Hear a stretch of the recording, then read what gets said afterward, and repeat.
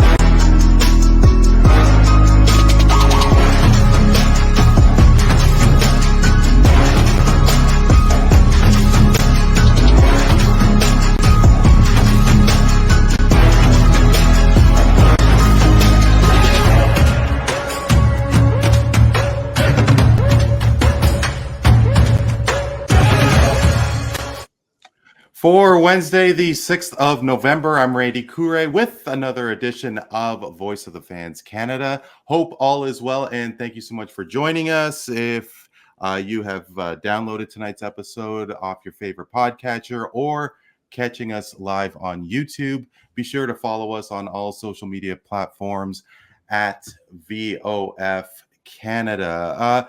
On tonight's episode, we'll take a journey back to the World Series. Of course, the two most storied franchises and, dare I say, sports period on this planet took part in the recent Fall Classic.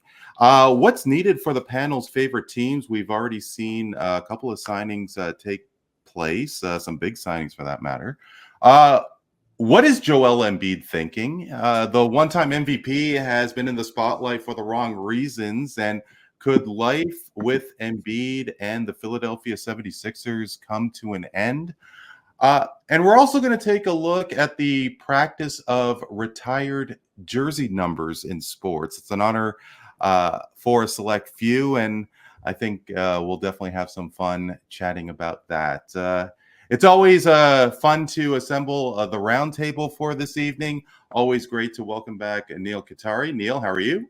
Good to be here, Randy, as always. Hello to Matt once again. Good to be back on with you, and excited to be on for the first time with Lily.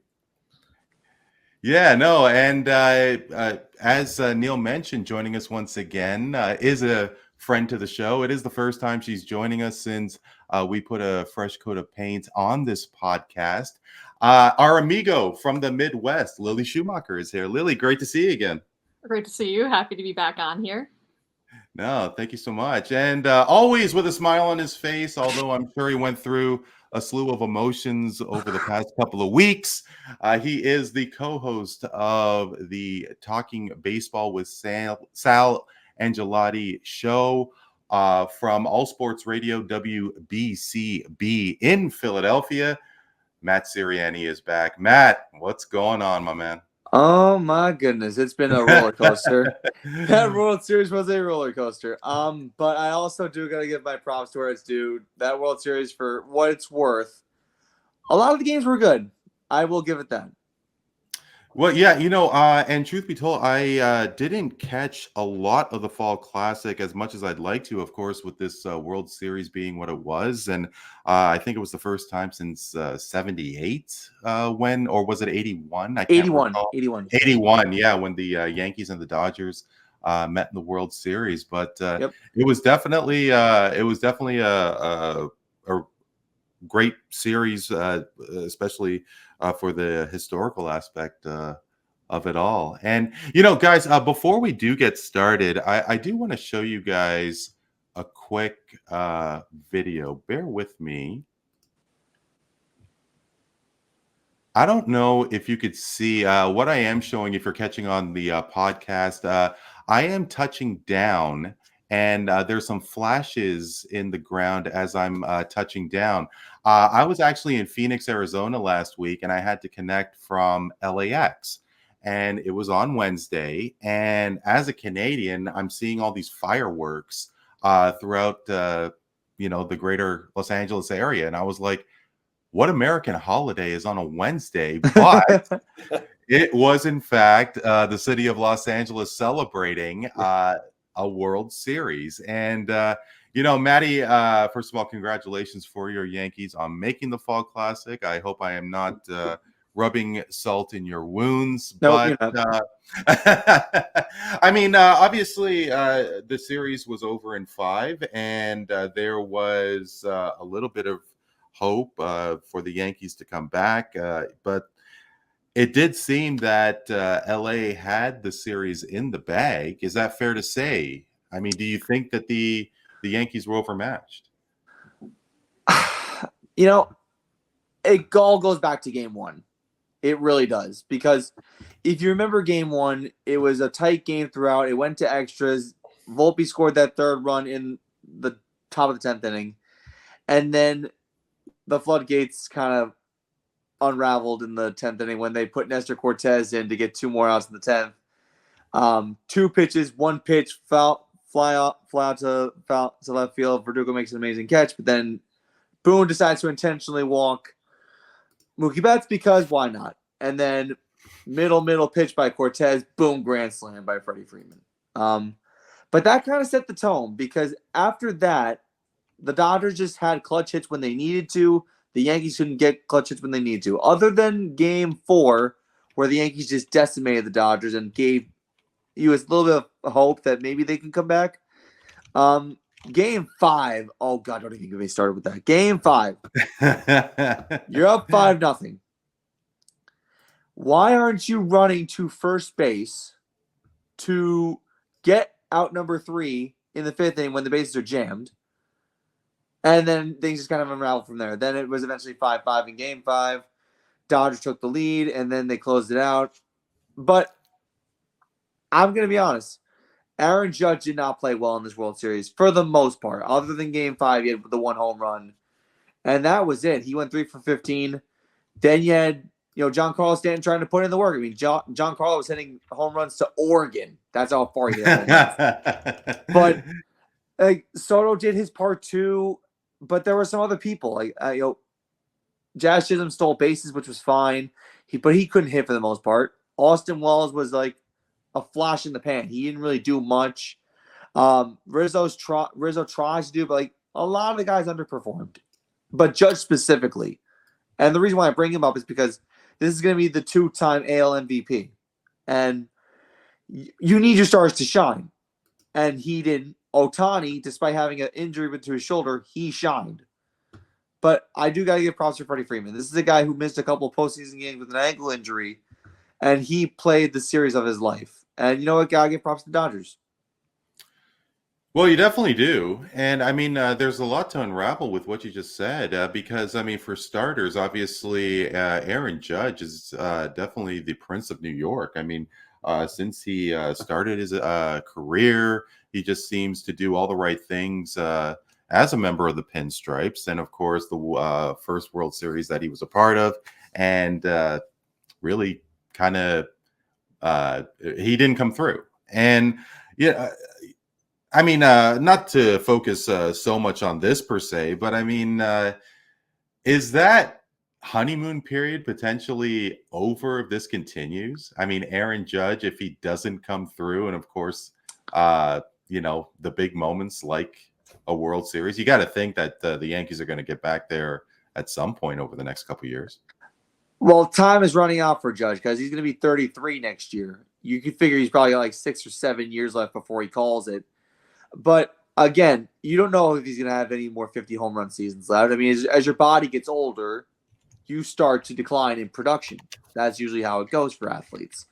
But this is why when Giancarlo Stanton hits bombs out to bombs into the stands, this is why Aaron Judge gets overshadowed by most of the team. I mean, he is the Prince of New York, like you said, but you need to come through in the playoffs. And for the most part, even in the Guardian series and even in the Royal series, he was very, very underwhelming.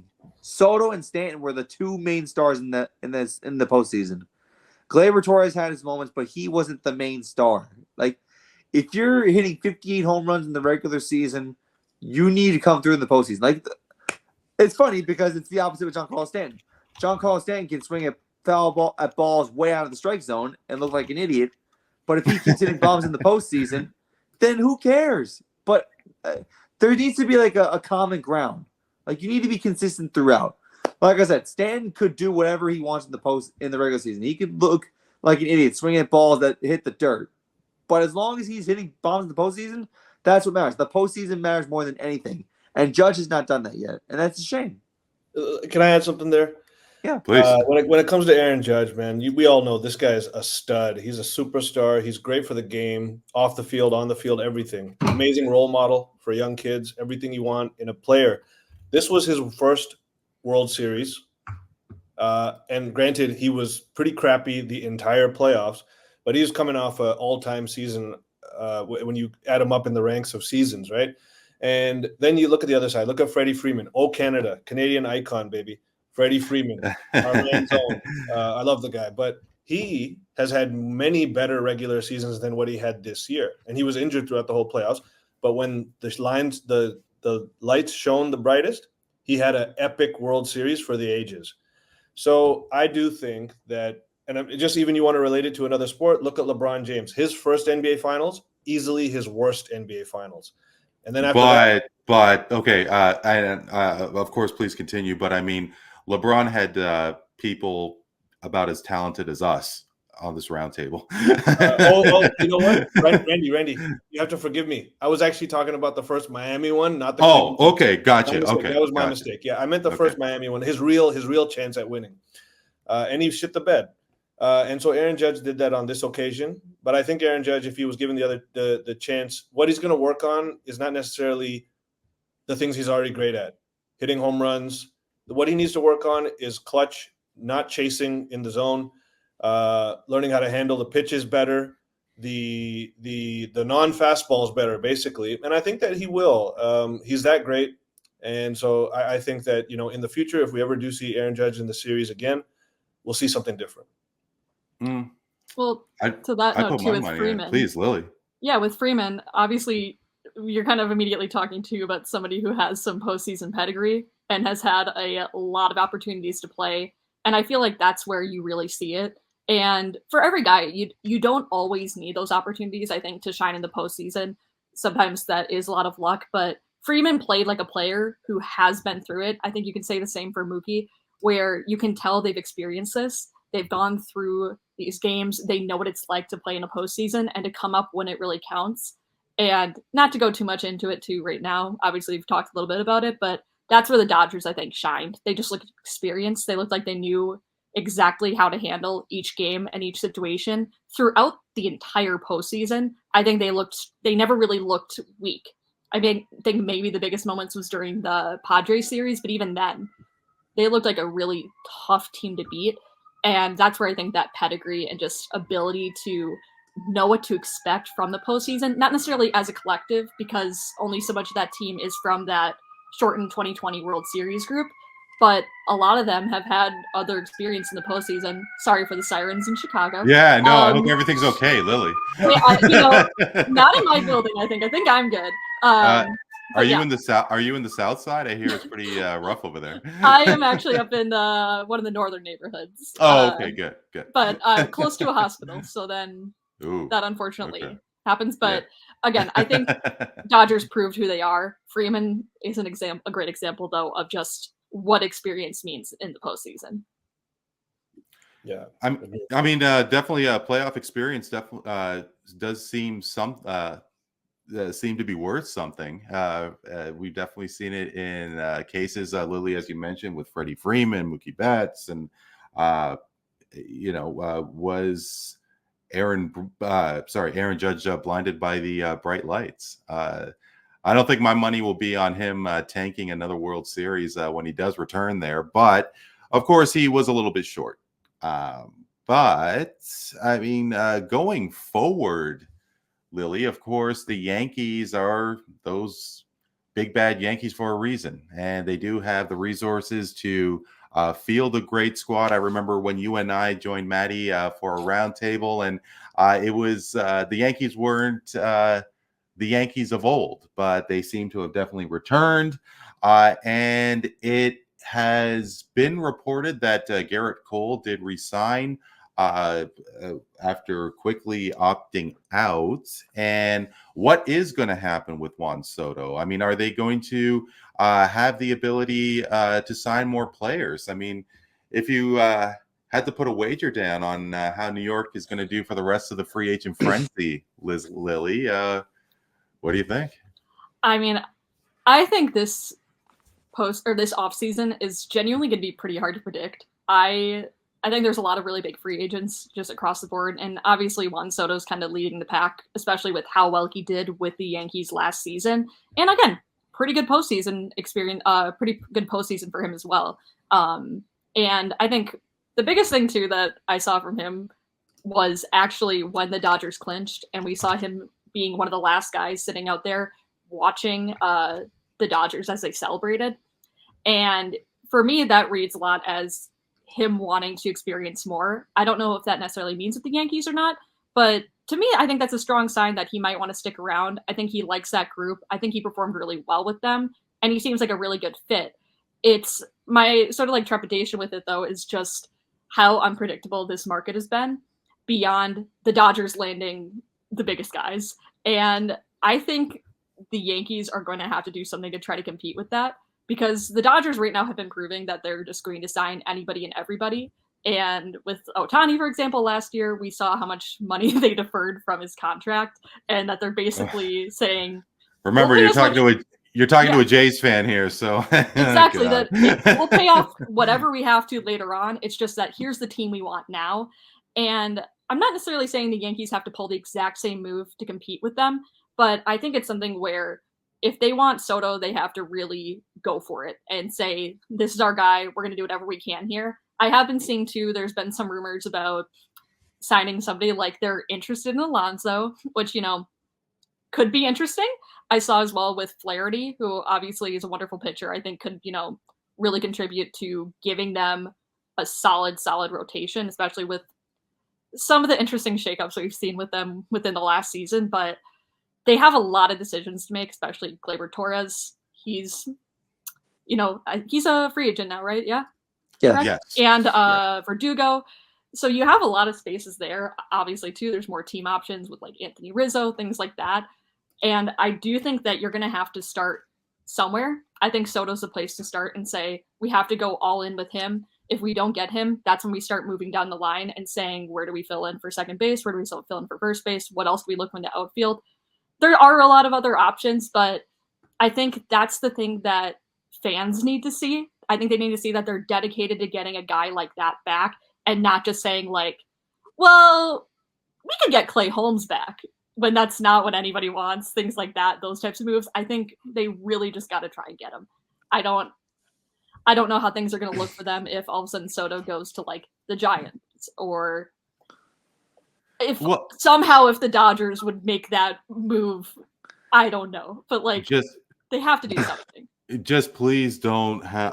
If I hear any rumors about Soto speaking to the Toronto Blue Jays, I'm gonna lose it. I mean, that day of Ohtani boarding a plane from Southern California to come to Toronto, and I don't know if you guys heard about it in the U.S., but there was a plane being tracked, and John Paul Morosi did report such a plane, and it turned out to be one of the guys from Shark Tank, who's Canadian, and he was just visiting home. I mean, I don't scroll Twitter for news, and I was on Twitter the entire day at work, and my heart was ripped out when I found out it was a fraud. But in terms of what Soto could potentially get, he's a Boris client.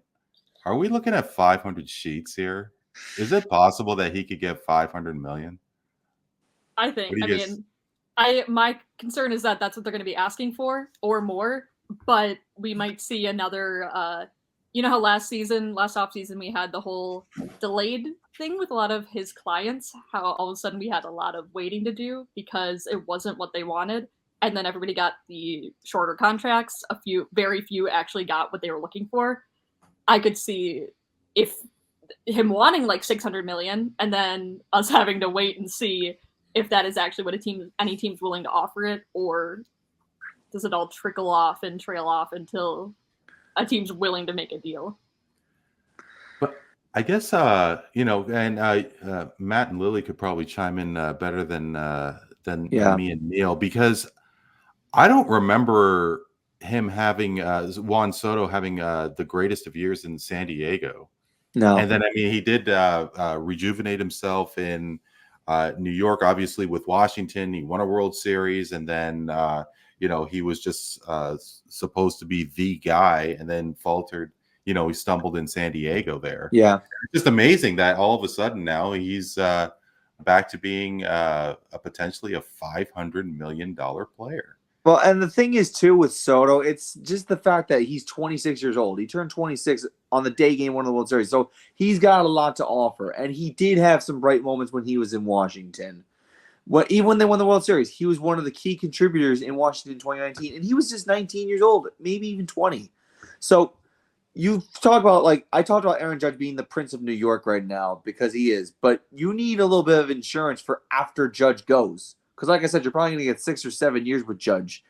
So I'm thinking, and this is probably me talking, or this is going to be Hal Steinbrenner. I don't know what Hal Steinbrenner is thinking. But if I'm a Hal Steinbrenner right now, I'm not giving Juan Soto a blank check, because that's going to be taken advantage of. But I would say, and I've said this before, 12 years, $600 million.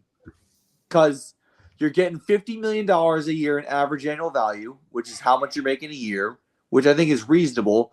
Because if Ohtani's getting $700 million plus the deferrals, that's making it a little bit more reasonable of a price.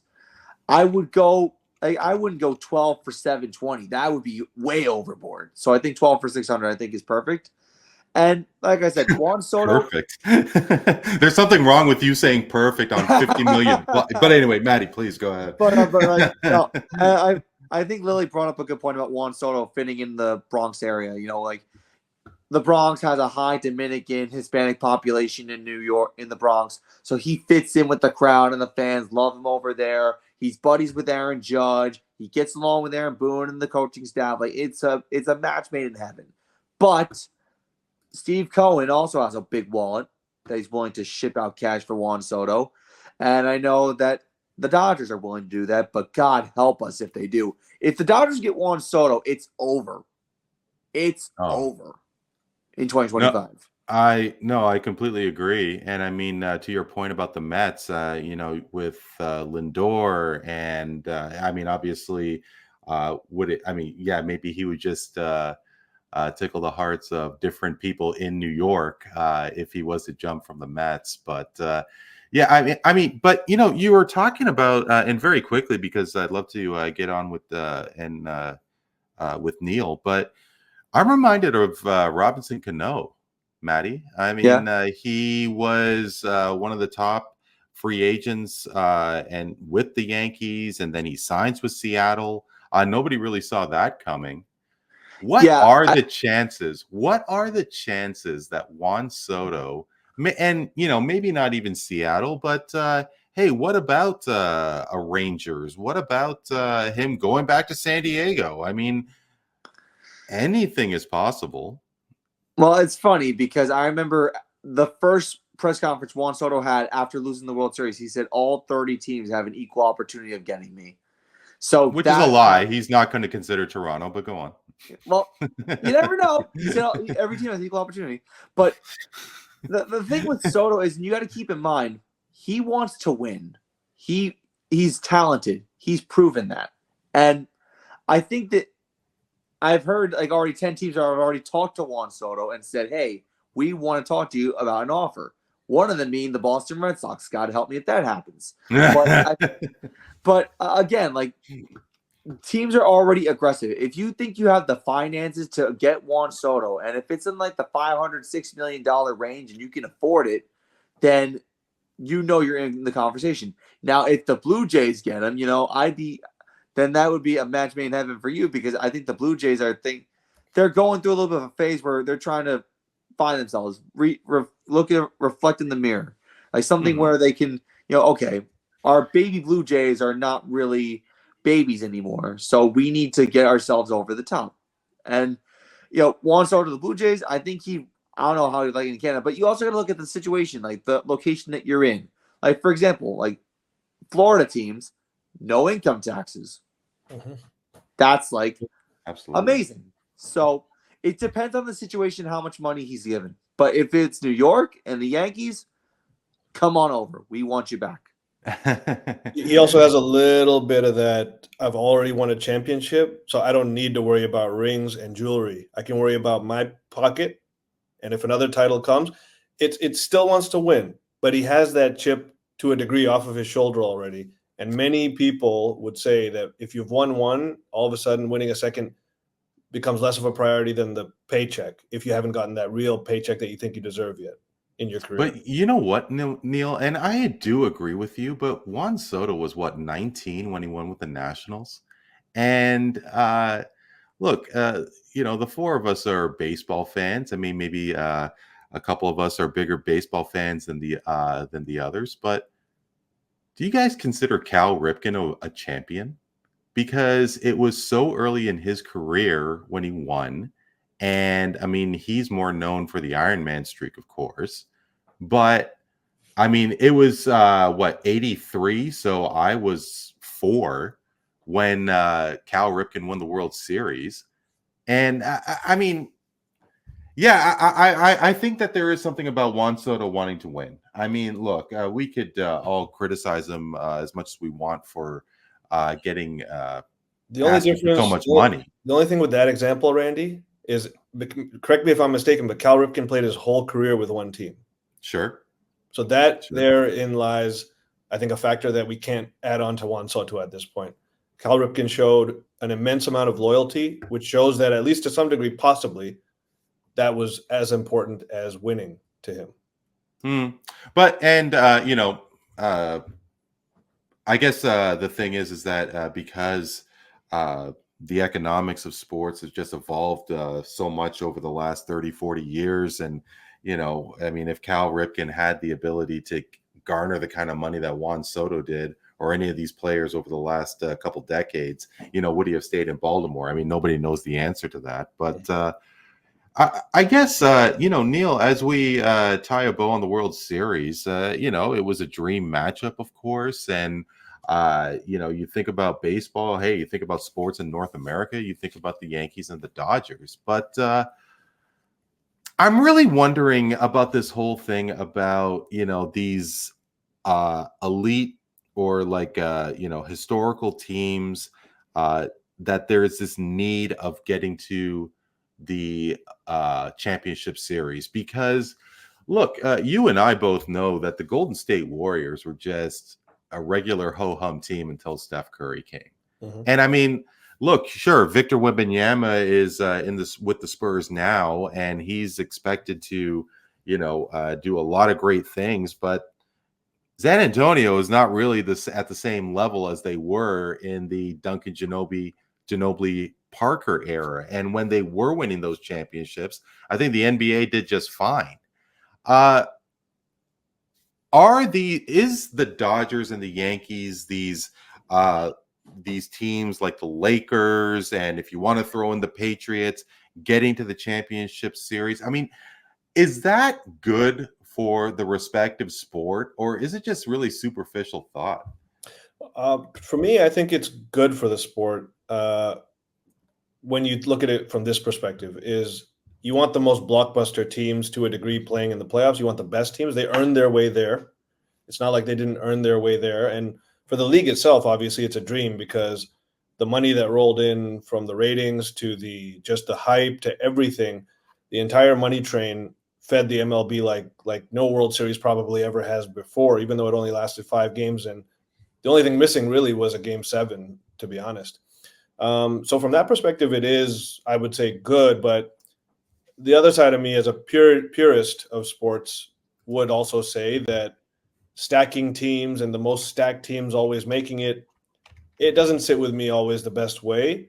But in this instance, in this particular instance, the command that Ohtani and Judge and some of the other superstars in this series had, just even on my interest in the series itself, was beyond any other World Series I've ever seen before.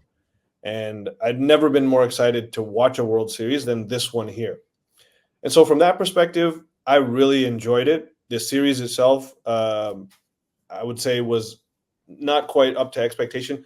Game one was, and it was a beautiful start to the series, despite, sorry to Matt there, but it could have been better, and maybe would have been better had that epic comeback not been given up by the Yankees in Game 5. But I think it had a lot of great moments. I mean, you look at this series, not only you had the two blockbuster teams filled with the superstars, future Hall of Famers, but you had the walk-off grand slam in Game 1. I mean, just to add more intrigue to the affair, you had an epic comeback in Game 5. Fireworks. I mean, these are fireworks, things that you live to see when you're watching baseball. And then for more of the less superficial, more deeper baseball aficionado type stuff, one thing that I don't think got mentioned enough that I really was starting to pick up interest in, some of the lesser known maybe players that were talked about in this series. One, Walker Buehler, a guy who had 2 Tommy John surgeries, who had the worst regular season of his career, over 5 ERA, higher than 5, got completely dismantled by, I believe, San Diego in the first round, his one start there. 6 earned runs in that one game. And then 3 games that he pitched in thereafter, 0 earned runs in all 3 games combined, closes out the Yankees in Game 5 as a save. And you talk about a guy who couldn't get past 90 miles per hour on a pitch, but he just did it through cunning, fox-like pitching, took advantage of the chasing of the Yankees, took advantage of, basically it was mind over matter is how I would characterize Walker Buehler over the Yankees, and the Mets and not the Padres obviously, but it to me that was a very intriguing, subtle story within the overarching fireworks of the series offered. And so all in all, I think on all levels, superficial and deep, hype and kind of purist, it had everything except a Game 7 for me. Yeah, the one thing that I really enjoyed was appreciating the call on the Freeman Grand Slam. I mean, I do remember Kirk Gibson's home run and Vin Scully, and to incorporate "She Is Gone" was just absolute gold. I mean, Brian Anderson? Why am I blanking on the home run that Anderson called? Oh man, it's gonna kill me anyway. But no, I mean, just everything coming full circle, and I think Freeman's son had some health issues, was it? And to see him and honor his mother by representing Canada in the World Baseball Classic, that was really great stuff. Really great stuff. But let's look forward, shall we? And Lily, when we chatted a few months back, I mean, I was under the impression that the Brewers were not going to have a great season. And hey, 93 wins, that's not too bad. And of course, they were a Pete Alonso home run away from making it to the next round. And hey, I mean, is it possible that the Brewers could return to where they once were this past season? I mean, you must have been pleasantly surprised. So I would say I was very pleasantly surprised, but there's also this little part of me that I'd say at the start of the season, I kind of had a feeling that they were going to be a hell of a lot better than people were expecting, just because taking a look at the NL Central, I think even then I realized it was a lot weaker than people wanted to lead on to. And we were seeing a lot of teams that I think didn't make really significant changes, barring maybe the Cardinals. And the Cardinals brought on a lot of veteran pitchers into, their rotation. And for me, it just didn't seem like anybody in the division was doing enough to actually get to them to that point. Where for me with the Brewers, the biggest thing was obviously they lost Corbin Burns and Craig Counsell and were being really heavily doubted. But what people I think weren't thinking about too was the possibility of Chourio being a really strong player and playing at a great level to them. People were doubting the fact that Christian Yelich could be as good as he once had been, and we were able to get that. Yelich obviously was plagued with injury, and I'm very excited for him to finally be healthy for this upcoming season.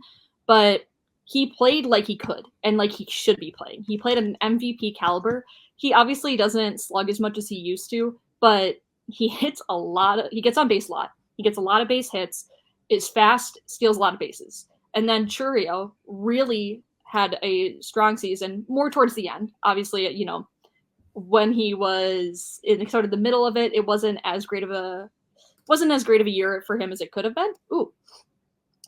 You okay? Yeah. Yeah. Okay, just making sure. But he really started to find himself and showed that he didn't need to be sent back down. He was a big league player and he was able to do that.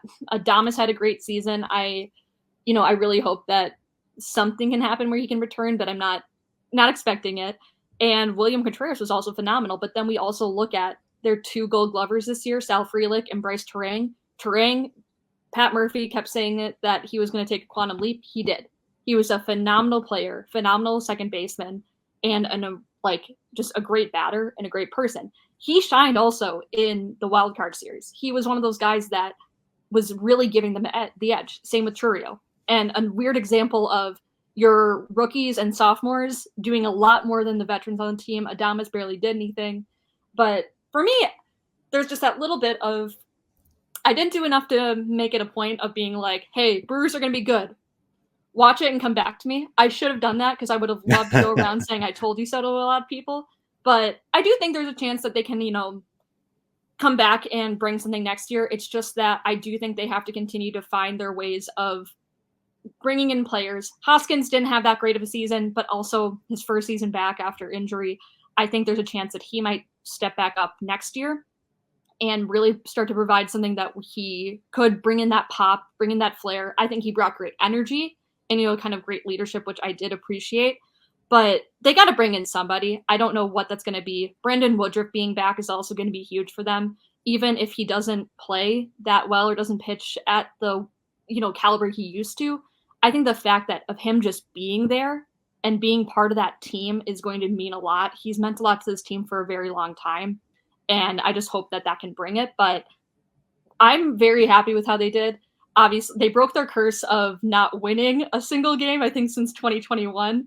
But obviously, they need to win a series. That's the biggest thing they need to have happen again, because they haven't won a series since they were 1 game away from the World Series in 2018. They really need to do something there. But Pat Murphy's probably on his way to, Manager of the Year, which Craig Counsell never did in Milwaukee. And for that, I just hope people start to recognize what that means, to the city, and that they're a lot better than people let on. So, Well, I mean, it's funny you bring up Counsell, because when we were chatting the last time with Maddie, and shout out to Jay Cardinale if he's out there, but you were talking about the loss of Craig Counsell and that he was going to be a big void for the Brewers, and the Brewers barely made it past 500, and Murphy had the potential of winning Manager of the Year. I mean, hey, maybe it's the team. As you were explaining that Adames may not resign, I mean, and not to put you guys on the spot here, but isn't there something that teams like Milwaukee can do? I mean, from what I understand, owners of Major League Baseball teams don't really go in the hole because revenue and TV revenue and so on just is such a plus. And I don't know if you want to put the Brewers in the same category as the Pittsburgh Pirates. Obviously not, but let's say they did sign Adames. Let's say that they were able to keep the players from the past. Why not go all in on a guy like Adames? Because I mean, it does seem that there is a foundation there in Milwaukee.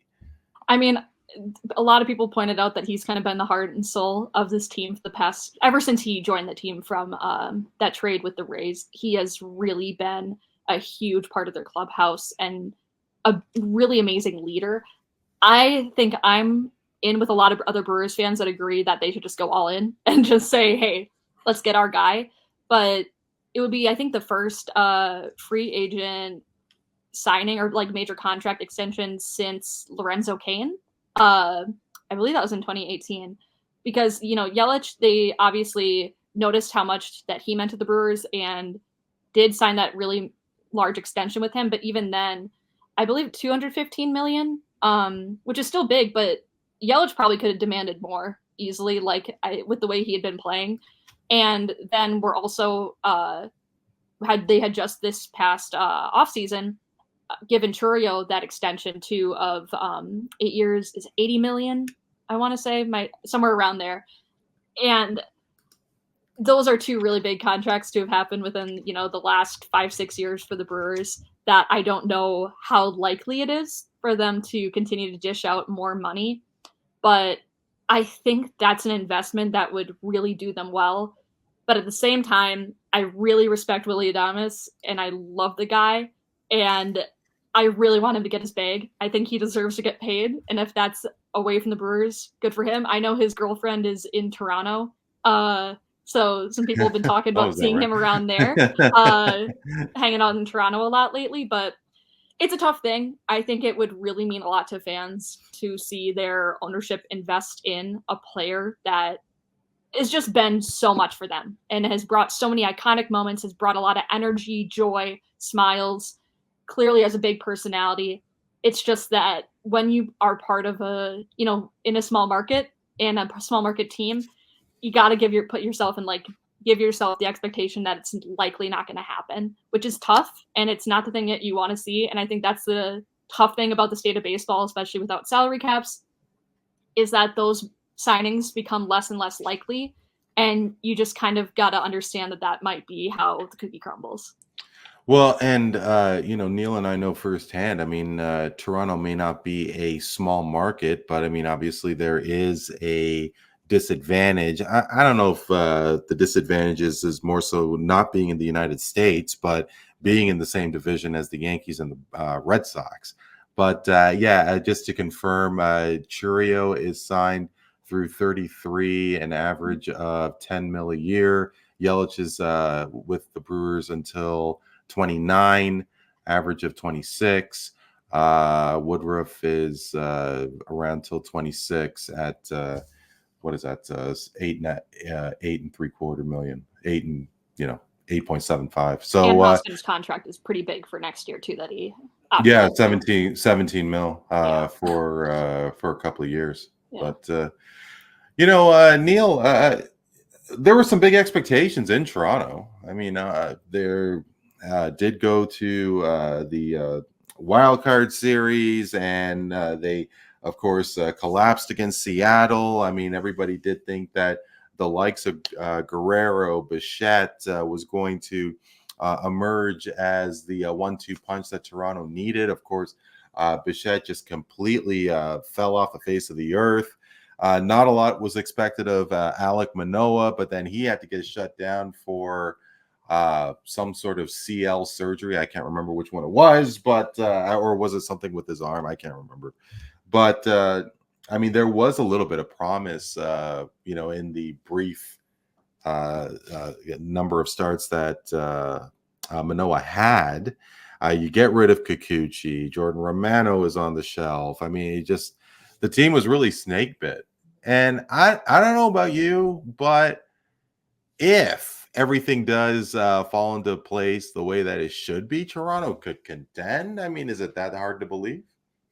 I think the fact is that in baseball, if everything goes your way, you can contend any single year, to be honest. It's just the nature of the sport, to be honest, because I would object, because when you have Ohtani and Trout on the same team, I don't know what I mean. Like, you're right. But actually, that just highlights what I'm trying to say, or a part of what it is that so much depends on how cunning your front office really is, and I don't think the Angels had very much in that department, and they kind of wasted that. Maybe they were top heavy, yeah. They wasted that opportunity, to be honest. But for the Jays, they had a down season. Whenever you have a down season, it's hard to kind of pinpoint one thing, because it's usually a number of things, as you highlighted. The biggest thing for the Jays was in my opinion, the bullpen. We just had a horrendous bullpen. In fact, we were last in the American League in ERA.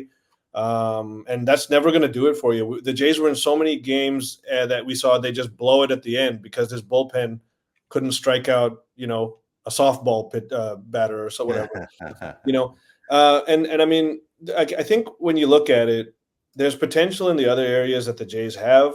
We have a superstar. We have to re-sign Vladdy. He's just like Adames that Lily was referring to. Big personality, brings a lot of joy, is a wonderful player, and is getting better actually. So he's a priority. Bichette, I don't know how much. I think that they still want to re-sign him, and he's had his definitely his shine in the past, but that I'm not sure about as much. But definitely Vladdy. But the big thing I just want to highlight, like for example, look at Detroit from last year. The year before, they had a horrendous bullpen. Then what did they do? They didn't go out and sign any superstars. They had minor league contracts, they had waiver pickups, and they had internal growth. And all of a sudden, they had like the second best bullpen in the entire league after having a very poor one. And what did they do? They made noise in the playoffs. And I think the Jays could model that to a degree, but it just goes to kind of show that it's kind of internal growth and all of these other factors that aren't just, oh, can I sign Ohtani or Soto or this guy or that guy? Those are important parts, but in baseball, much more than I think even other sports, maybe only football can compare, is that you have to have those minor pieces and those smaller wheels that complete the gears in the cog system. Not just the big gears without those small ones, because the machine don't work that way. You got to have everything. And again, just talking about bullpens, you saw the highlighted of the importance. You see it every playoffs, but especially in this one. Look at the Dodgers. They won the World Series, and routinely Dave Roberts is pulling out bullpen games, which means no starter, just throw out his bullpen guys, and then the next game you just got to manage them, manage their pitch count and all that stuff. And so I think that in general, well, like you said at the beginning, any baseball team can go from worst to first. It's a league in which it happens a lot, and a lot of lower seeds often make the World Series and whatnot. Like the year before, the 5th and 6th seeds played in the World Series. And so you just add in a few of those better working, smaller cogs, and all of a sudden, the well-oiled machine starts moving very nicely again. You mentioned about Dave Roberts, and I was reminded at how criticized he has been before this season and before this World Series, and that there was a lot of pressure on Roberts to not only make the Classic, but to win. Question for the room. If Dave Roberts didn't win the World Series, let alone make the World Series, would he have been turfed? Done. Because here's why. Because that series against the Padres, when they were down 2-1, the Dodgers had the #1 record in baseball again. And keep in mind what happened in 2022. They had 111 wins, I think it was, in 2022. And the Padres were like 22 games back of them, and they whooped them in 4 in the division series. So if you lose to a division opponent in the divisional series 3 years in a row with the best record in baseball, there's no excuse. There's really no excuse. And I got to give a shout out to a friend of mine, Leroy Antonio, who's a really good friend of mine, who's a Dodger fan. He lives in California. I know he's mentioned to me a couple times that Dave Roberts is beloved by the organization, but despite that, praise and community help does not really do a lot for your help and your value. You need to win. You could be a great figure in the city of Los Angeles, but if you can't win on a consistent basis, and you have that 2020 championship, which doesn't really do you any good because it was a COVID season, which it's not a marathon, it's a sprint. Mm-hmm. Like, this needs to be, you need to win in a full season, period. That's how it should have been. So if he lost that Padres series, over. Yeah. I mean, I'm just going to add something. I agree, because when you have this type of team, the expectation is beyond through the roof. And if they fail, like Matt was alluding to, you can't blame the players as much as you may want to if they flop in a series, like, for example, Aaron Judge, for example. But you have to go to the manager, especially if he's semi on the hot seat or whatever you want to call it. But so, yeah, I agree that it was definitely a big possibility. But then that begs the question, why is Aaron Boone being kept in New York? Because they had equally high expectations. And I Thank want to you. ask Matt that question. What's keeping him in New York now? Ask Hal Steinbrenner and ask Brian Cashman. Seriously, because I feel like the Yankees' big thing with Aaron Boone is that they want to try to have longevity with their managers. That's been the thing since Joe Torre. But then Joe Torre left, and then we had Girardi, and now here's Boone. And I think the thing with Boone is that he plays by the rules in this whole, oh my God, I don't want to say it. He goes by the analytics. That's the number one word with Aaron Boone. It's analytics, analytics, analytics. And apparently, Steinbrenner and Cashman love that. And I wish I could tell you why he's like, listen, he did a good job this year. He got them to the World Series, and they just confirmed that Aaron Boone's coming back in 2025. But I am going to say this. If Boone does not follow up a World Series appearance with another, then there's going to be some pressure on you because you're in New York. You have great players. You're in the most expensive and most well-known franchise in all sports. You failed in the World Series. You got to go back and you got to win it next year. That's it. But Matty, remind me if Nestor Cortez was hurt before the World Series. I mean, he hadn't pitched in a month. Yes. And if he's not hurt, then what took him so long? Refresh my memory if he was on the shelf at any time. Yeah, he was 5 weeks before Game 1 of the World Series. He hurt himself and he was on the IL. He was on the 15-day IL.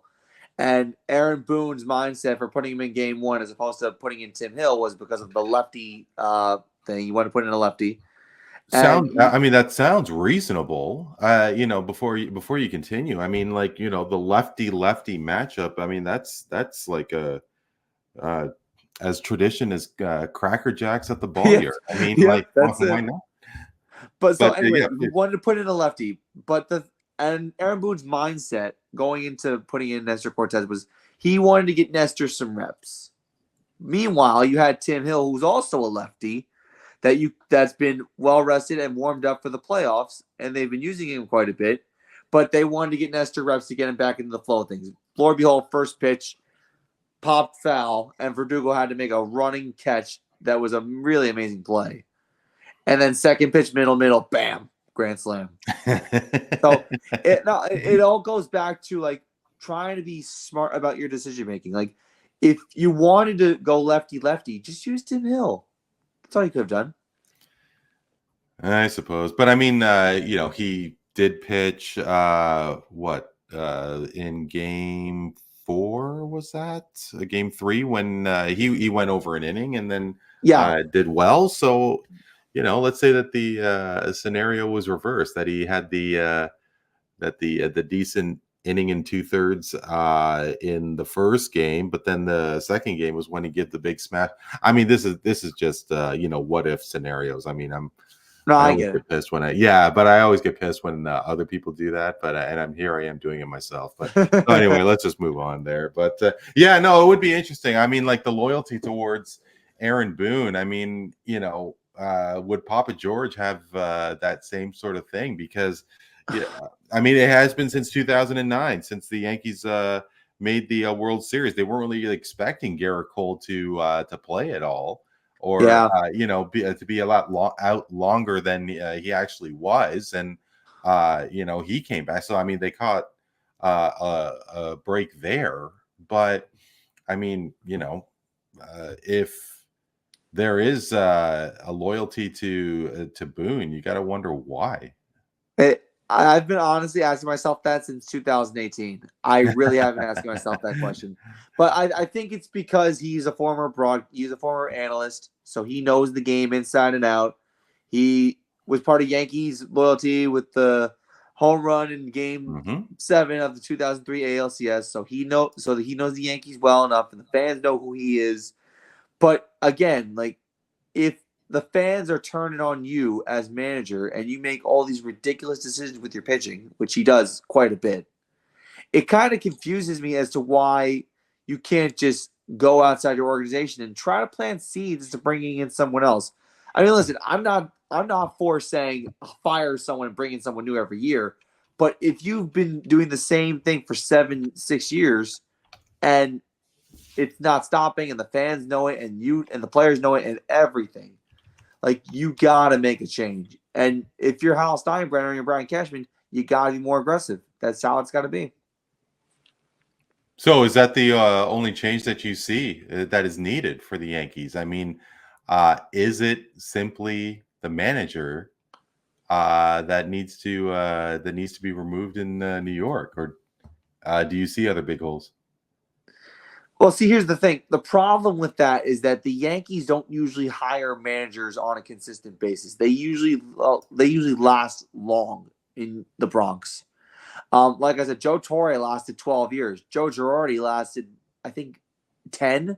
So it was like, Aaron Boone's entering his 7th or 8th. I mean, this is a long time. And I guess it's just like the lazy way of saying, okay, we're good with what we got. We don't want to go outside and go through the interview process, because that's usually what these guys want to do. But honestly, as much as I criticize Aaron Boone, Brian Cashman's overstayed his welcome as well. I mean, this is a guy who's lost his touch with acquiring free agents and contracts and putting a team together. I mean, yes, he did bring in Juan Soto. I will give him that. But before Juan Soto, baseball's a what have you done for me lately sport. Before Juan Soto, what have you done for us lately? And, well, I mean, he did orchestrate Garrett Cole. But no, I mean, there is something to absolutely to what you're saying. I mean, if you got to think that the Steinbrenners, George's boys have some sort of desire to win, and are they just simply snake bit, or are they just simply too loyal to their to the people that they're loyal to? I mean, well, I mean, it's kind of I don't want to be rude about this, but it's kind of where we haven't won a World Series since George Steinbrenner passed away, which is kind of unfortunate. I know Hal wants to try his best to win a championship for his father, for the team, to get number 28, and this was the closest opportunity. And it's weird because it seems like every 15 years the Yankees reach the Fall Classic. I'm hoping I don't have to wait another 15 years because I'll be 41 by that time. But and on behalf of the Brewers and Jays fans in this roundtable, we're like, our deepest sympathies, Maddie. Thank you. No, but of course, I mean, there's obviously big expectations for the Yankees. It has been a number of years, and no, we definitely get it for sure. But I mean, we'll see what happens as the off-season for Major League Baseball continues. And guys, over to the NBA, and specifically, there is one topic that I really love to discuss, and that is Joel Embiid. I mean, obviously, Maddie being in Philadelphia for WBCB, when it comes to Philadelphia and sports, I mean, it goes without saying. I mean, it's one of the more passionate fan bases in the U.S. and North America. Yeah. And I mean, Joel Embiid, I thought was a real true servant to the city. I mean, beyond Allen Iverson and say Charles Barkley when he was in Philadelphia. You think about Bobby Clark when with the Flyers, and was Joel Embiid in that sort of royalty area, if you will. But these days, I mean, he's really stubbed his toe and has gotten into it with a reporter. And guys, I do want to play a small video clip. I'm sure you have seen it, but it was a response to essentially Joel Embiid's desire being in question since he has been out since the season began. I've broken my face twice. I came back early with the risk of losing my vision. Had broken fingers. I still came back. So I'm not gonna sit here and be like, when I see people saying he doesn't want to play, I do think it's bullshit. Like that dude, he's not here. Marcus, whatever his name is. I've done way too much for this fucking city to be treated like this. So done way too fucking much. But like I said, I wish I was as lucky as other ones, but that doesn't mean that I'm not trying and I'm not doing whatever it takes to be out there, which I'm gonna be here pretty soon. So his reference to Marcus was Marcus Hayes. There was an article that Hayes had written that really highlighted the level of criticism that Embiid is facing. Embiid has been suspended, Neel, for 3 games for shoving Hayes. I didn't really see any video of it. I don't think anybody has, but such was the case, and this suspension was handed out. 3 games, was that justified? Yeah, I mean, it was justified in just the sense that the NBA wants to make sure that they don't allow this to be tolerated. I mean, you're not going to have every reporter that writes something negative about a player be shoved in the locker room without disciplinary action going forward. That would be a bad precedent to set. But at the same time, I'm not on the reporter's side necessarily here, because I saw what he wrote, and he made a very poor taste in dialect, in the sense of referring to Embiid's younger brother who's passed on in his rookie season and relating that to Embiid's greatness or lack of greatness or availability in Philadelphia thereof. And he directly relating it almost seemed. I thought that was very tasteless, amateur, and really clickbait, to be honest. And so by no means. So apologies, I didn't read the article, but if you could enlighten me. So Embiid's brother passed. He essentially said that Embiid's has stated that he wants to achieve greatness, something along the lines of he wants to achieve greatness to honor his dead brother, and perhaps another family member, whether it was his father or somebody else, I'm not sure. There was a tie-in with his son, wasn't it? Wasn't there a tie-in? It could have been the birth of his son along with the passing of his brother, something along those lines. Don't quote me on that, but yeah, no, sure. The reporter had directly used that, stating Embiid's said motivation, and then relating it to lack of coming through on that motivation and achieving the greatness that he has promised Philadelphia. So it was very tasteless in the way that there was no buffer in between those 2 paragraphs too. It went right from dead family member to lacking greatness and relating the 2 as if, So, but I will say this about Embiid.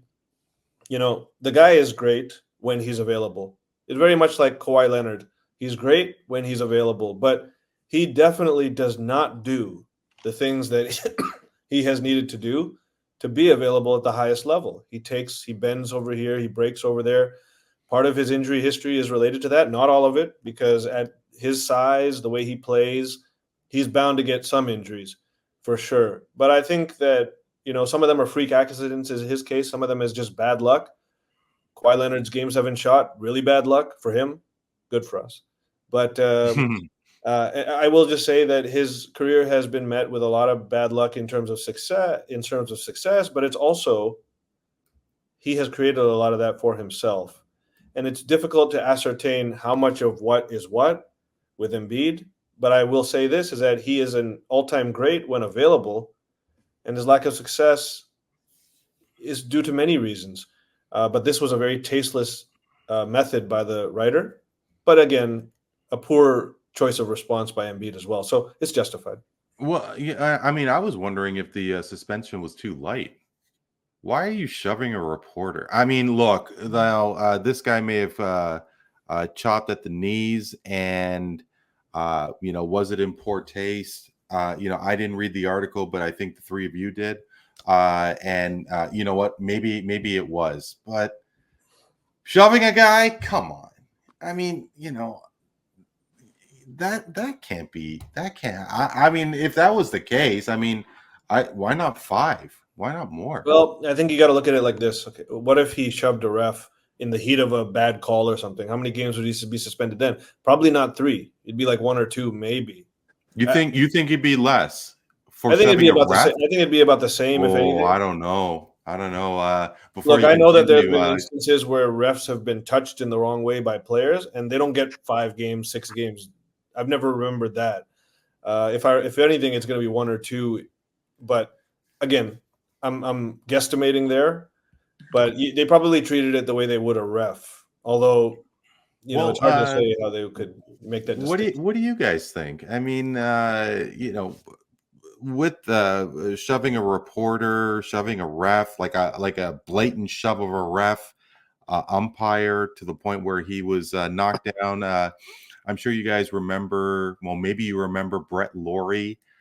He was a real fiery member of the Toronto Blue Jays. Lily, I believe he played, had a cup of coffee with the Brewers, maybe definitely with the Athletics. And he basically spiked a helmet after a terrible call at strike 3 call at home plate. Spiked the helmet. It hit the umpire. He was benched for 8 games. And I don't know. I mean, we don't have to spend a lot of time on this, but I mean, 3 games for shoving a reporter. Do you guys think that's enough? Philadelphia is a very, very harsh city. And I will say this, as someone who is a reporter or a member of the media, we typically don't have the easiest job managing athletes or writing articles or content. I do agree with Neel that what this guy wrote in his column or article sounds cruel. However, at the same time, there's a certain way to handle things. Physical violence against a media reporter who can't fight back is awful. And I will add to that by saying, if you're the face of Philadelphia basketball, this is not exactly how you represent your city, your team, and you. So this is not at all acceptable. And I think the NBA did exactly what they had to do. They disciplined their star. And even though he's injured apparently and hasn't played much this season, he seems like he is in no hurry to start trouble at all. Lily, what about you? I mean, I didn't really have a moment to think about this fully, but with regards to the respect of officials, let alone the media. I mean, look, they are there to promote or report on the field of play. Like I said, I did not read the article. Was it in poor taste? Did he go beyond his boundaries? I mean, if he's still a accredited member of the press, I mean, there's certain things that athletes can't do, right? Yeah, I mean, so this is actually, I hadn't been too familiar with this story. I'm not a big follower of the NBA. That's not really one of my, I'd say, areas of expertise, but Sure. I did some reading up on it.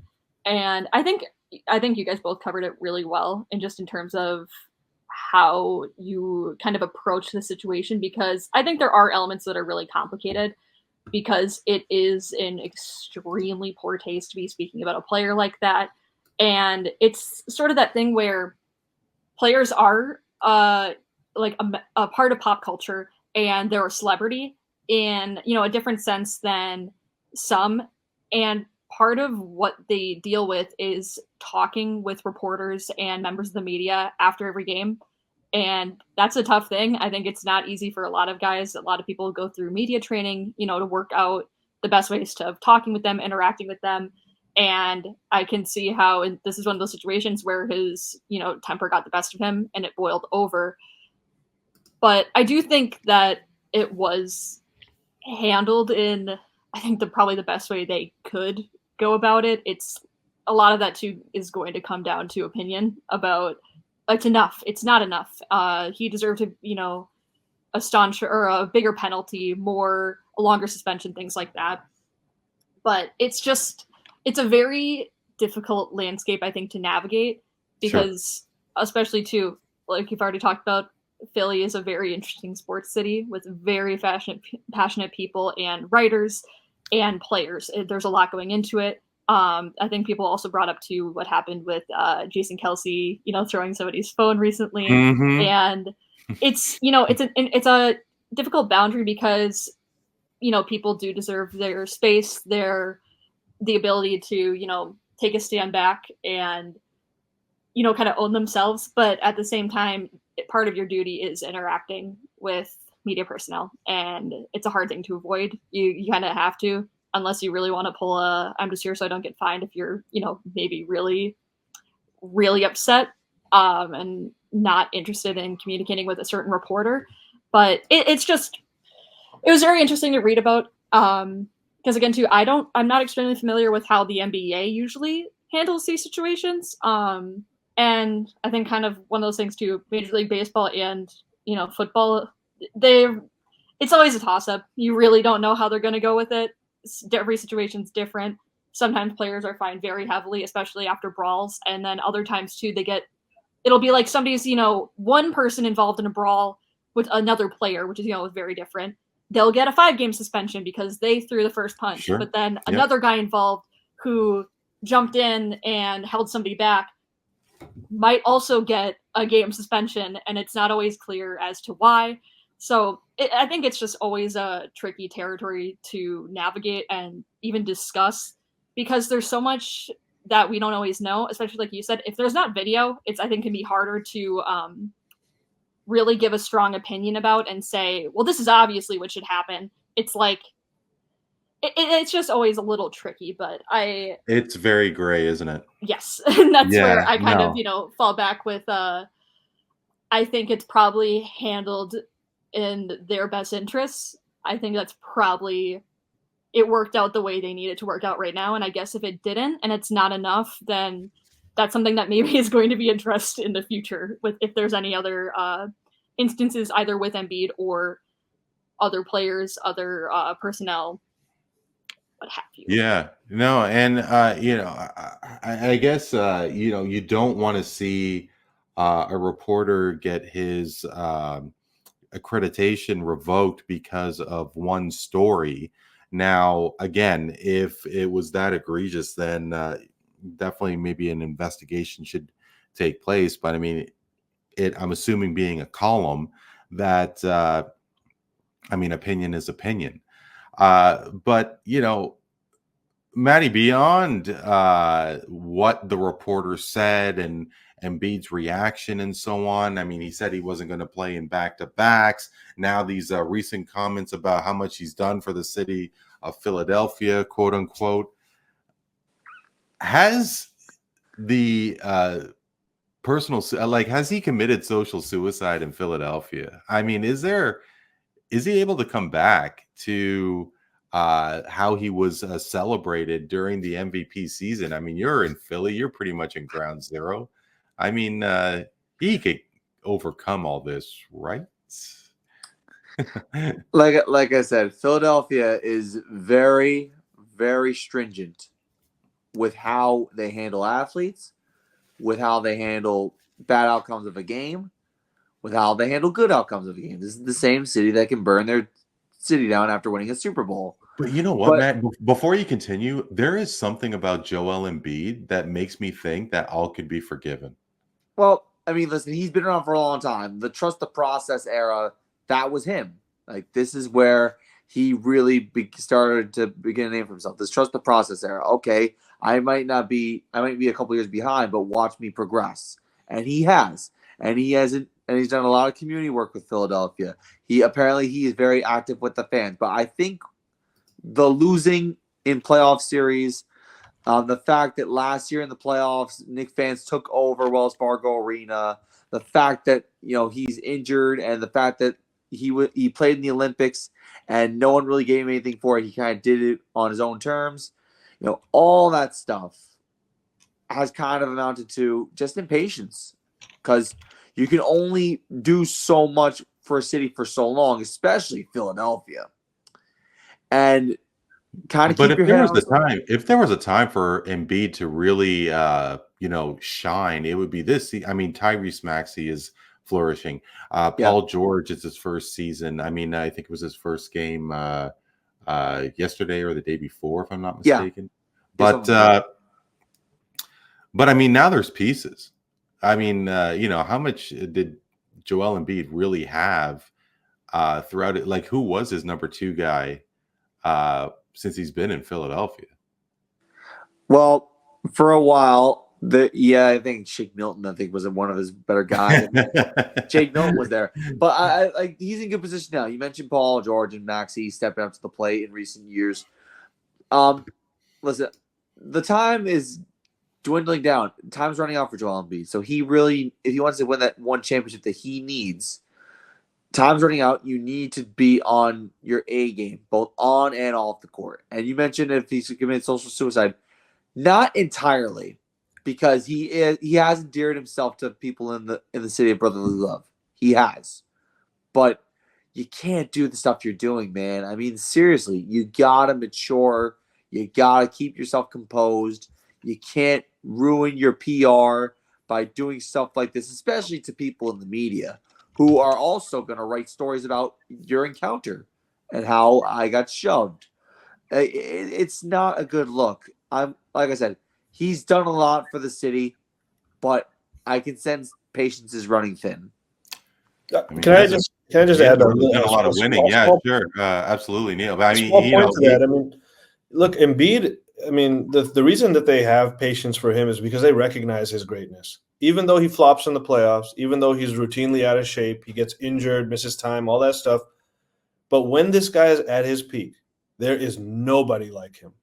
There's nobody like him in today's game, and maybe ever in the NBA at his peak. Oh, really? I mean, I don't know. I think that's a little thick. I mean, No, let me just put it like this: is that you got to look at not only Embiid, but you got to look at the organization too. They have flopped themselves over and over. For example, I'm very convinced that if Kawhi Leonard does not hit that shot and we end up losing that game to Philadelphia in Game 7, I am very convinced that Philly is that year's champion, that they would have run the table with Milwaukee.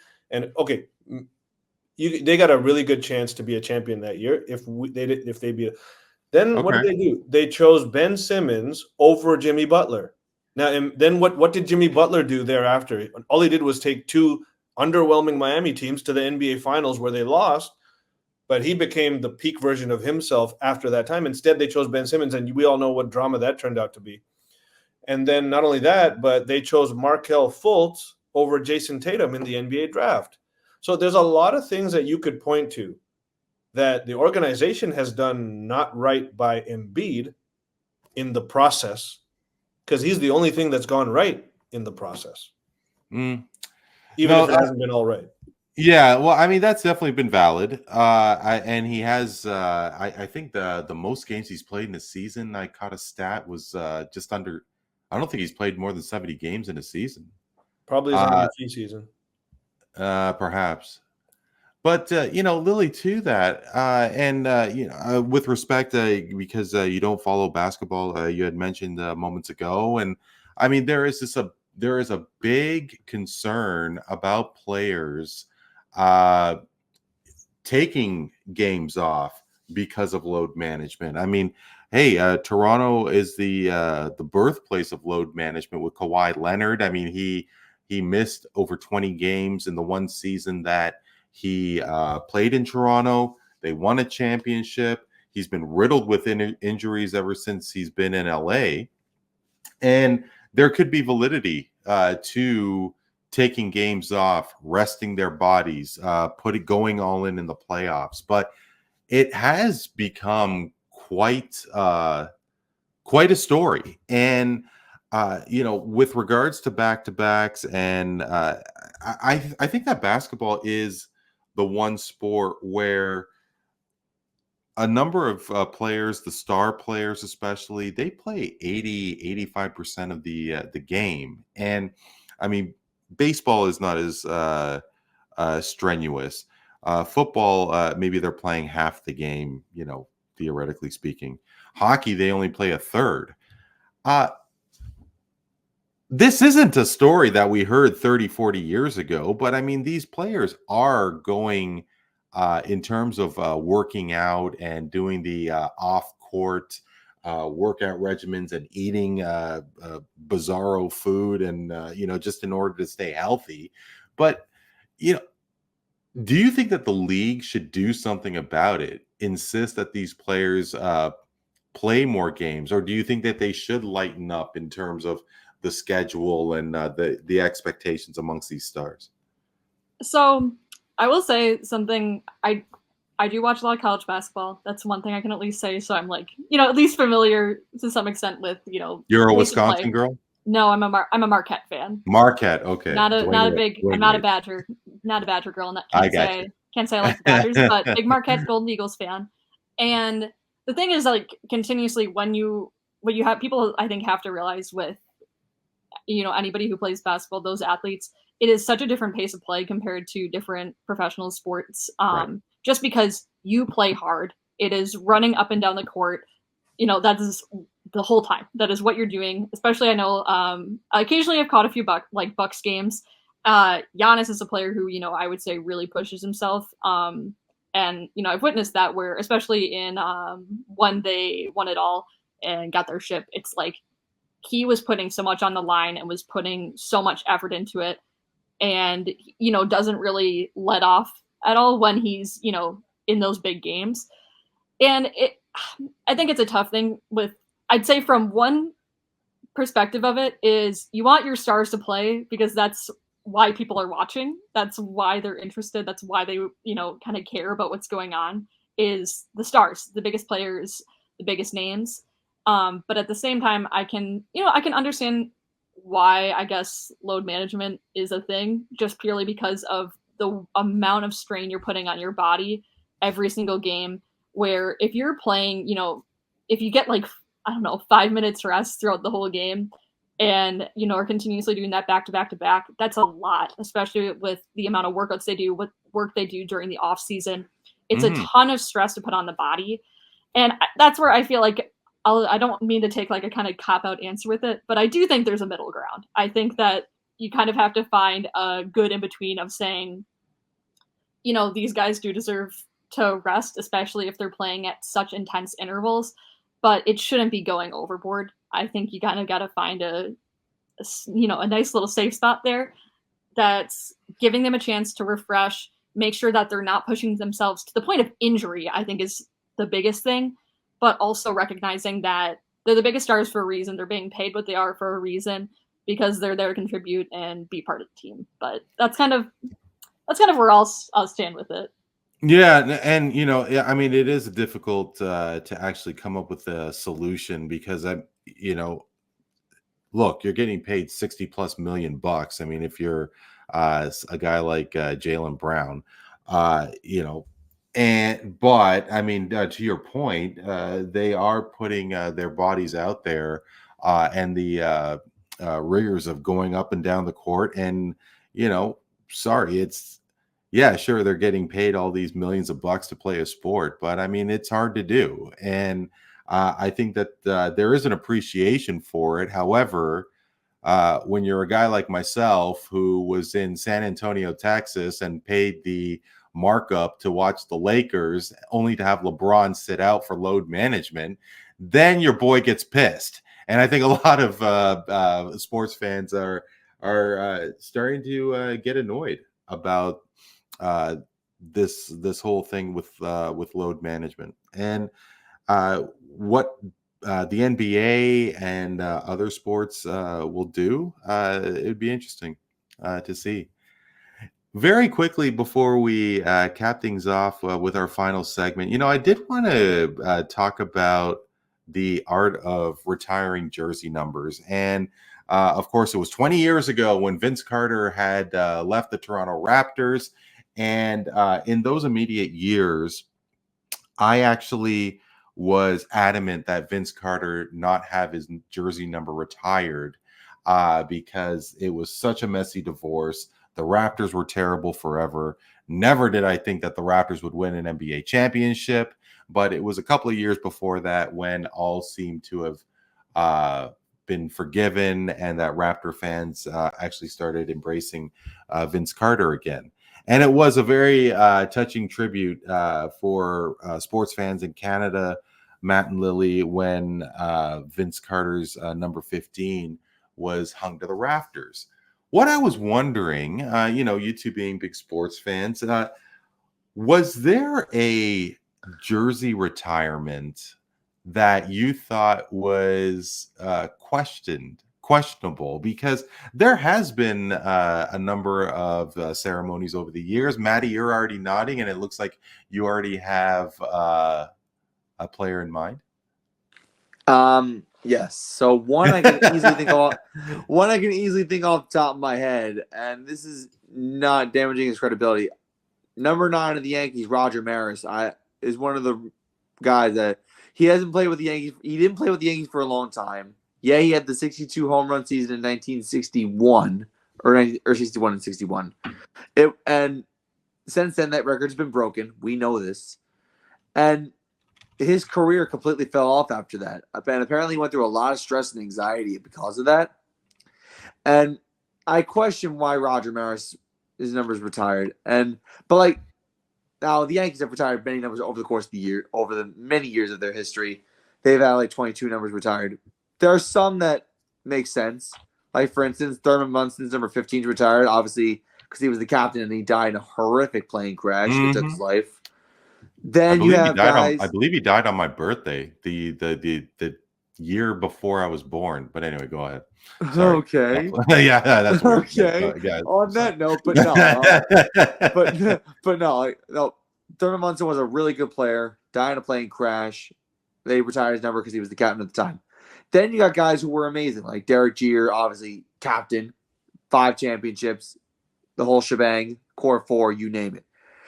And then 42 in baseball, Mariano Rivera. But then you also got Jackie Robinson, which is a big deal. You won't wear number 42 in baseball ever again because he broke the color barrier. Jackie Robinson did. There's even a movie about it. So it's all just based on significance of a contribution or the circumstances that person goes through. That's why Roger Maris, I question why he's retired. They're probably going to unretire because the Yankees can't have any. And they have all double-digit players now. You don't have any single-digit Yankee players anymore. So if they let the number 9 come back, I wouldn't mind it at all. Yeah, I got to think that the Yankees are going to be the first team to have 3 digits for their jerseys. Lily, did any player jump out at you? So I would say among, my 2 major teams, Packers and Brewers, there really aren't a lot of numbers that have been retired, especially Brewers are a very young franchise. And I think that's, a big part of it, that there haven't been that many for them. It's Rolly Fingers, you got Robin Yount, Paul Molitor, Bud Selig, which is an interesting one, but again, makes sense because he's the reason that baseball pretty much was brought back to Milwaukee. So he's, a very important person there. Packers is something similar where everybody who I'd say has been retired within the Packers organization makes sense. It's Canadeo, Brett Favre, Don Hudson, Ray Nitschke, Reggie White, and it makes sense. Like, everybody who's been on that list, I completely understand. Favre might be the one that I think might hurt the most for a lot of people, just in terms of, the way he left and leaving for, the Vikings, plus, his stint with the Vikings and his stint with the Jets. I think I remember very vividly I was in middle school at the time, elementary school, I actually believe. We'd all go around calling him a traitor. That was like a huge thing. And it's still, though, something where I wasn't surprised and I don't disagree with it because he did so much for the Packers and meant a lot in terms of what he was and the type of quarterback he was. He was a big leader, Hall of Famer, type of guy. It's hard to discount that. I think Rodgers is eventually going to be up there, whether people like it or not. And I think I'll have mixed emotions about that, but it's bound to happen. I think he's probably next because of his contributions. He brought a Super Bowl to Green Bay.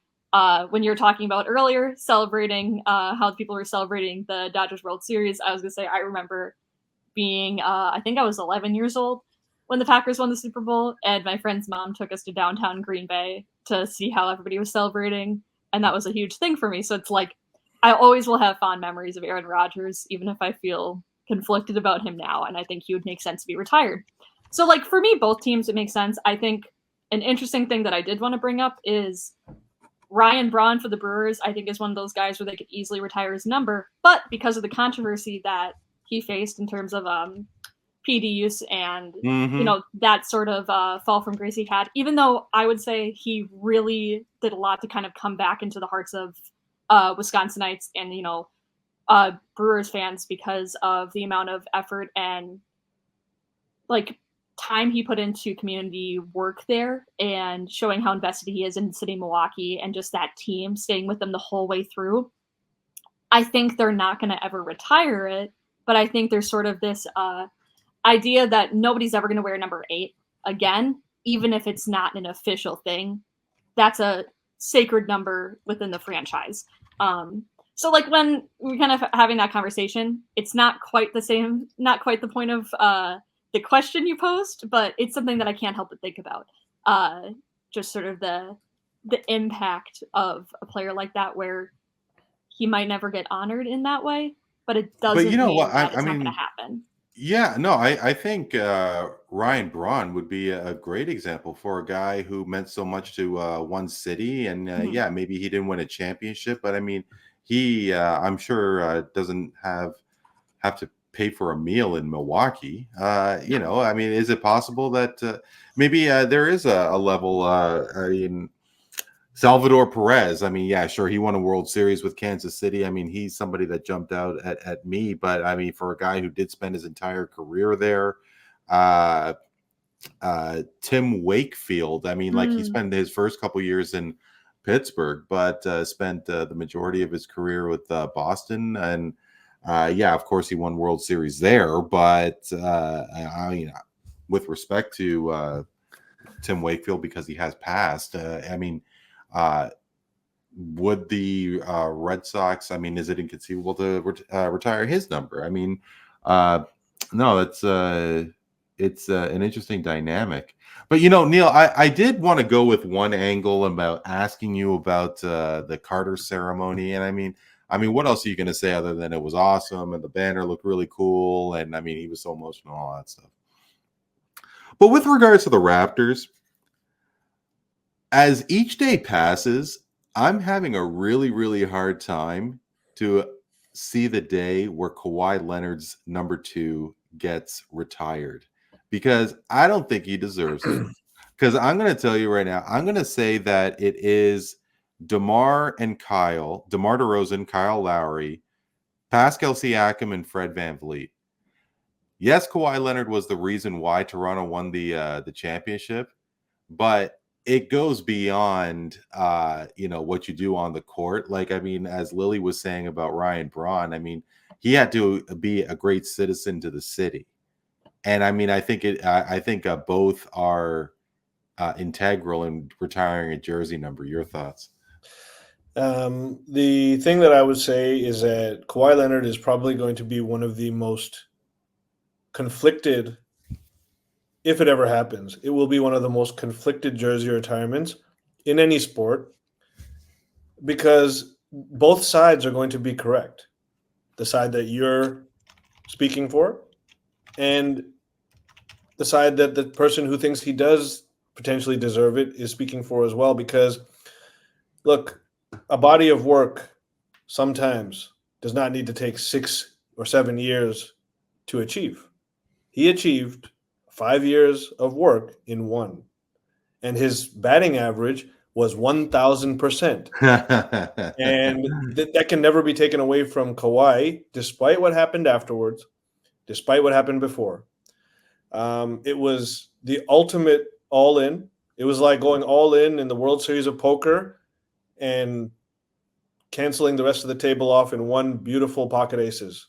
And that's what he was for us. And so you think you're gonna discount that pocket aces because it's the only one you had, or is that the one that goes on your wall that you're gonna have a photo of? So it's hard, because in one hand he definitely deserves it if those other guys do, because he achieved in 1 year what they took many years to achieve, the cachet. But the emotional weight with the fans will not be there like those other guys. What will be there is the fact that he brought us to true relevancy, the highest degree of relevancy. Sure. But can I give you one player? Because I really love the question. I really love the question about what Go for jersey it. retirements you don't think are necessarily deserving. And I will say, sticking with basketball, how about the Sacramento Kings and Mr. Vlade Divac? Because He Mr. retired his Vlade, jersey. Mr. Vlade Okay. Divac played 6 seasons for the Kings. And granted, it was 6 awesome seasons. I loved watching that team. Him, C. Webb, Doug Christie, Mike Bibby, all those cats, Peja Stojakovic. But of all those names I just said, there's at least 2 or 3 guys that before him would be deserving. And even then, he never made an NBA Finals. He only played 6 years with them. He only averaged 11 and 9, not even a double-double in his entire tenure with the Kings. And he did that one bat out to Robert Horry that essentially got the Lakers their three-peat and nixed the Kings out of their probable championship had he not swatted that out to Robert Horry. Right. The one thing I'll say about Vlade Divac is that he was a chain smoker. He apparently smoked before games, and he only missed 7 games in that entire 6-year tenure. So that alone makes him deserving, perhaps. Yeah, I mean, I was hoping to go through the list of leagues and retired numbers and so on. Like I remember off the top of my head, Wade Boggs getting his number retired by the Tampa Bay Rays, and Ray Bork winning, getting his number retired by the Colorado Avalanche. But yeah, no, it was cool to see Vince have his number retired for sure, because he did a lot for basketball in this country. Finally, we are going to go to our final segment. And, Lily, in past roundtables, we did a trivia challenge. Matt has actually joined us for this new segment that we have started with the birth of Voice of the Fans Canada. And it is called Straight Facts, Bro Relax. So essentially, I'm going to drop a statement. You're going to agree by saying straight facts. You're going to tell me why, and you're going to say bro relax if you disagree.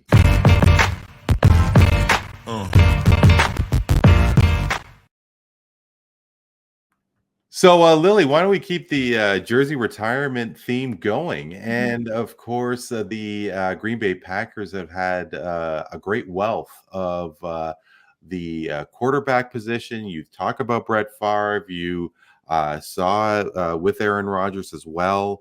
And Jordan Love is having a pretty strong season. Strong career to start. He had 32 touchdowns in his first true season. And in comparison to Aaron Rodgers, which I did have on my screen, and of course, I don't. Yeah, just give me a second. I thought it was quite comparable. Well, I mean, he did have 28. I guess it would be his first season with the Packers, and if memory serves me, the season after they won the Super Bowl. But you have to wonder if Jordan Love has what it takes to not only lead the Packers to playoff prominence, maybe win a Super Bowl. Could he get into the Hall of Fame? Jordan Love will have his jersey retired by the Green Bay Packers. Straight facts or bro relax? Bro relax. I think it's so early. I will say there's been a lot from him I have seen that I've really liked. I think probably the biggest thing I like about him, which I didn't expect, is just his personality, the way he carries himself.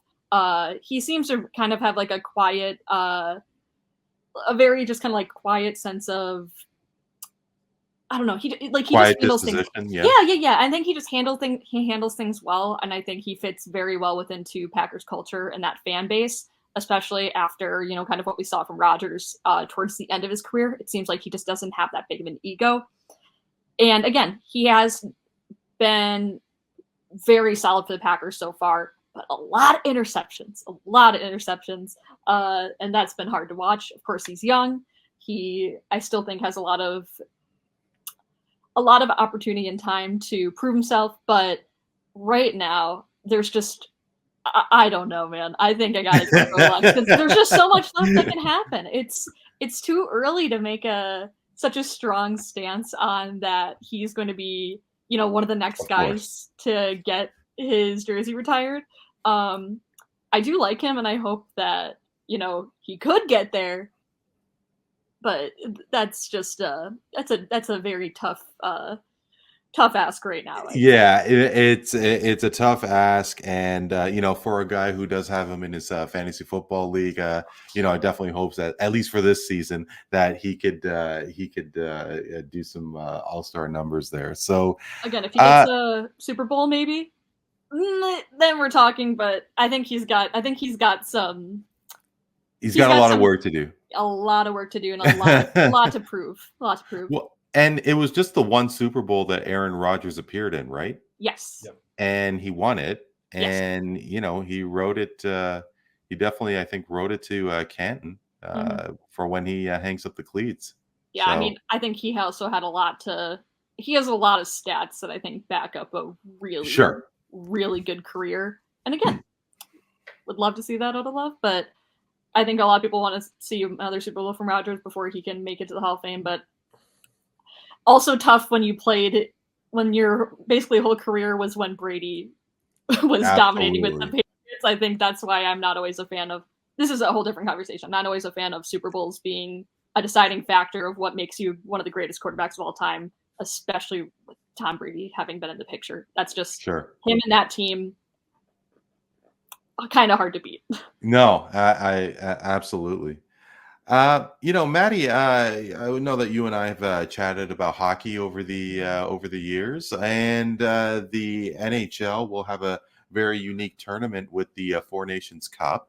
That is a tournament during the All-Star Game where Canada, the United States, Sweden, and Finland will replace the All-Star Game and have this tournament, and it really is a nice breath of fresh air because they don't have a consistency with the World Cup of Hockey, and a lot of fans are looking forward to it. However, one big country that is not taking part is Russia, and that is, of course, because of the political unrest involving that country.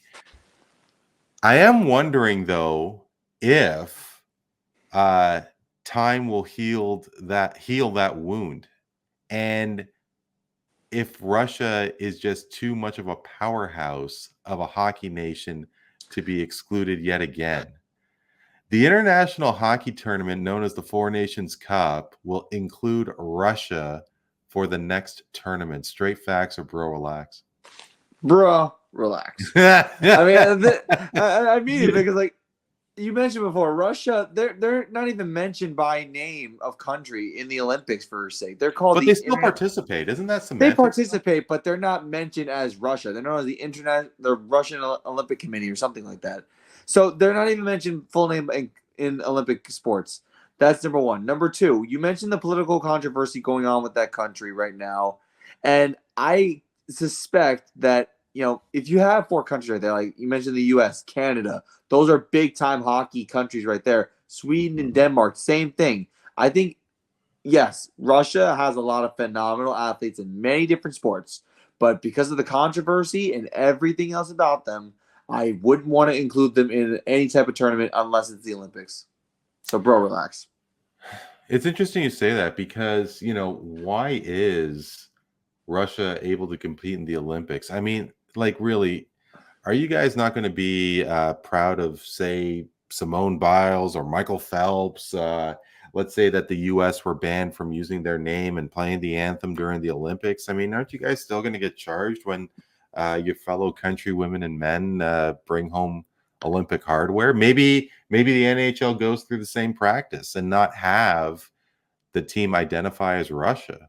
I still don't think that does anything. I mean, if you want to penalize somebody, then, kick out the athlete altogether. But, I mean, it's not the athlete's decision that their country is doing what they're doing. Yeah, I completely understand that. It's just that, like, we don't want to play politics in sports at all. It's kind of something that we want to try to avoid. But Russia, it's kind of hard to ignore. There's a gray area, if that makes sense, when it comes to Russia. No, no, it is completely valid. But on a more softer topic. Well, maybe as a Milwaukee and a Wisconsin native, maybe this might be a little tough for Lily. But Neel, Giannis Antetokounmpo seemed to be like a real, just seemed to be 100% all in with the Milwaukee Bucks. I mean, they took a chance on him, and he just seemed to go all in on this franchise. The emotion that he had when he won the championship, and I mean, as basketball fans, I mean, yeah, sure, he did it for himself, but I think there was an appreciation from both you and I and basketball fans everywhere, Neel, that he really wanted to do it for Milwaukee. And are we seeing a little different side to Giannis, where, he is thinking about himself more than the team? And I mean, the team is off to a slow start right now. Is it very well possible that we could see Giannis in a different uniform? Giannis Antetokounmpo will demand a trade at some point from the Milwaukee Bucks over the next 2 seasons. Straight facts, bro. Relax. I hate to say it, but this is straight facts, bro. This is straight facts. And I'll tell you why, man, is because, look, he's got 2 years left on his contract. After that, it becomes a player option in the 3rd year for $62 million. But you have to remember, this guy's still in the very, very absolute prime of his career. And he does not owe Milwaukee anything more. He gave them every single thing that could possibly be asked of him. He gave them the most lovable superstar one could imagine. The most beautiful story of a young boy growing up in a poor family in Greece, coming over here, gangly little thing in his rookie season. He was a twig. My God. Not even a lottery pick. Now he's a beast. and then what he became year by year, the humility, the love, the passion for the game, the championship that ultimately he brought, and what I would say is the greatest single game finals performance in history with that closeout game, 50 points, 14 of 17 from the free throw line. Didn't he have a bum ankle? Didn't he have a bum ankle? A bum hamstring. He hyperextended his knee in a couple games. That's prior. what it was. Yeah. So he's given them everything. But here's the sad reality of the NBA today is that superstars run the teams. And it's not anybody else. If you got an epic superstar on your team, they're going to have cachet whether you like it or not. And part of that is their agents, the influencers around them, their agents, their marketers, the self-ego that they develop, even if they came from humble roots, from their own success. And, of course, the deifying that everything from winning a championship to becoming the superstar you are and the fan reaction around that will have upon you. You will have a certain, in the NBA in particular, a certain kind of impression about yourself that it can't be me. And in this case, I'm not saying it is Giannis, but I will say this, is that he was very critical in 2 of the most boneheaded things that they've done in recent years, which is basically exchanging Drew Holiday for Damian Lillard, completely misunderstanding the concept of the team building that they were trying to do, and also highly inferior coaching changes from Budenholzer, inferior down to Adrian Griffin, and then even more inferior down to Doc Rivers. And a lot of it. But sorry to interrupt, Neel, but I mean, like Adrian Griffin, weren't they in like top 4 in the conference? They were, but they again, that was a headbutting that mainly Adrian Griffin had with Giannis more than anybody else. So it was in large degree part of Giannis's, perhaps what he felt his cachet in that organization, and this new guy coming in is not going to tell him what's what on this team. Perhaps that is what led to that firing and that replacement with Doc Rivers, who obviously I think we all can say is a washed up coach by now. And so it just goes to show that, like, although Giannis has already given everything he can to Milwaukee, like many other superstars in his same scenario have done in the past. You talk about Kevin Durant, you talk about LeBron James, you talk about James Harden, all of these guys, most of whom have not, other than LeBron, most of whom have not done squat compared to Giannis for their franchises, as far as winning championships and whatnot. They've pulled the exact same power moves.